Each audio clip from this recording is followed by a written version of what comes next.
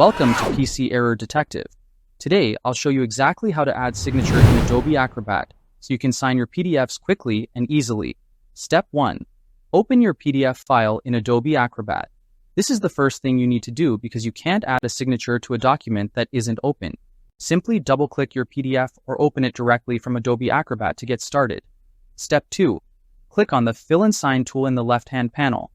This tool allows you to add text, check marks, and signatures, making it easy to complete forms or sign documents digitally. Step 3. Select the sign icon at the top, then choose Add Signature.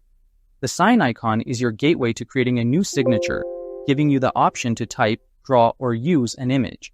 Step 4. You can type, draw, or upload an image of your signature, then click Apply. Typing creates a digital font-style signature. Drawing lets you use your mouse or touchscreen, and uploading lets you use a pre-made image of your signature. Step 5. Click on the location in your PDF where you want the signature to appear and adjust its size if needed.